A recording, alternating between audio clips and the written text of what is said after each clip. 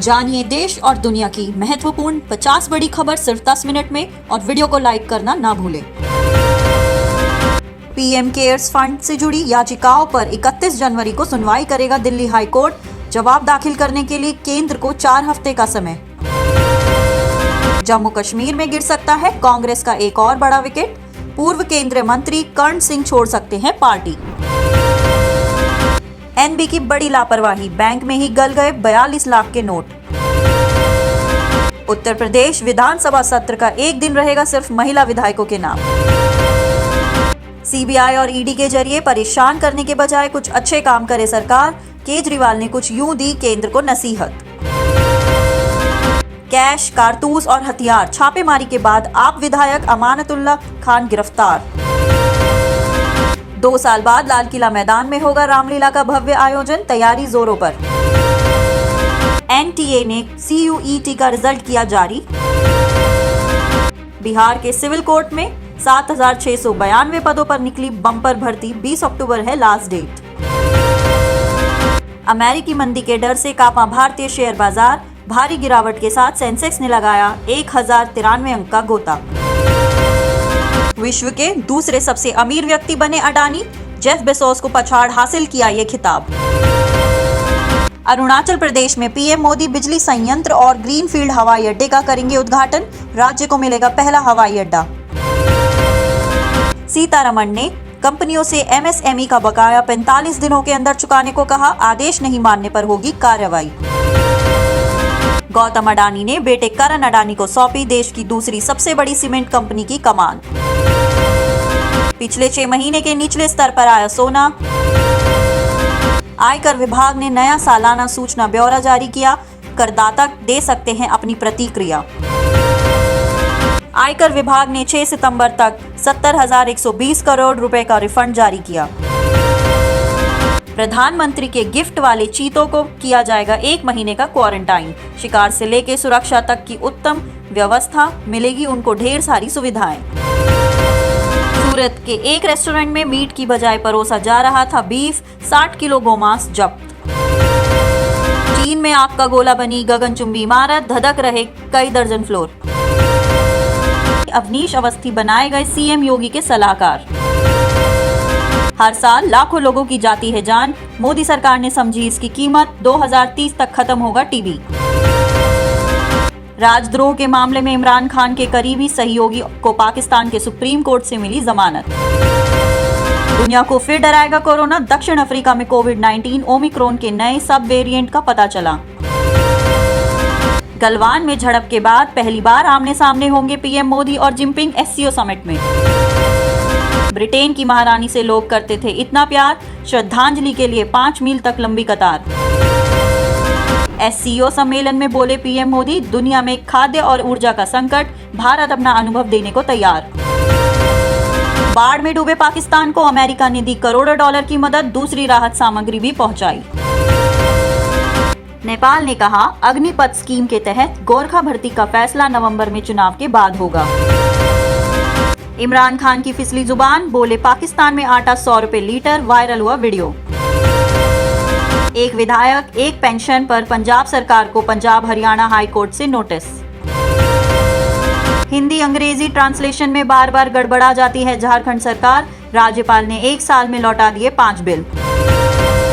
Captain Amarinder Singh की party Punjab लोक कांग्रेस का बीजेपी में होगा विलय। 19 सितंबर को समर्थकों समेत ग्रहण करेंगे पार्टी की सदस्यता। बेगूसराय गोलीकांड में 4 गिरफ्तार। पुलिस का दावा दहशत फैलाने के लिए गोलियां चलाई। पीएम मोदी ने रूसी राष्ट्रपति पुतिन से मुलाकात की। कहा हमारी दशकों पुरानी दोस्ती से पूरी दुनिया वाकिफ। डबल इंजन सरकार का एक इंजन हुआ नाकाम।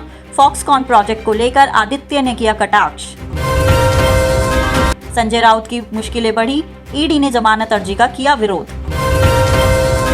मुंबई में भारी बारिश का कहर। अगले 24 घंटों के लिए अलर्ट। मोदी और पुतिन ने 50 मिनट बात की। पीएम बोले आज का युग युद्ध का नहीं। रूसी राष्ट्रपति ने कहा हम चाहते हैं कि यूक्रेन से जंग जल्द खत्म हो। उज्बेकिस्तान के समरकंद में एससीओ की मीटिंग से इतर शुक्रवार को प्रधानमंत्री नरेंद्र मोदी और रूस के राष्ट्रपति व्लादिमीर पुतिन की मुलाकात हुई। दोनों के बीच करीब 50 मिनट बातचीत हुई। इस दौरान मोदी ने कहा, आज भी दुनिया और खासकर विकासशील देशों के सामने फूड सिक्योरिटी, फ्यूल सिक्योरिटी और उर्वरक जैसी बड़ी समस्याएं हैं। हमें इनके लिए रास्ते निकालने होंगे। आपको भी इन्हें लेकर पहल करनी होगी। 17 दिन में दुनिया के दूसरे अमीर कारोबारी बने अडानी। अब एलन मस्क ही उनसे आगे। गौतम की नेटवर्थ 12.34 लाख करोड़ रुपए। अंबानी 8वें नंबर पर। भारतीय अरबपति गौतम अडानी 154.7 अरब डॉलर करीब 12.34 लाख करोड़ रुपए की नेटवर्थ के साथ शुक्रवार को दुनिया के सबसे अमीर कारोबारी बने। फोर्ब्स की रियल टाइम बिलियनियर्स लिस्ट के मुताबिक फ्रांस के बर्नार्ड आर्नोल्ट को पछाड़कर गौतम अडानी ने ये मुकाम हासिल किया था। यह पहली बार हुआ जब कोई एशियाई फोर्ब्स बिलियनियर्स इंडेक्स के टॉप 2 में शामिल हुआ।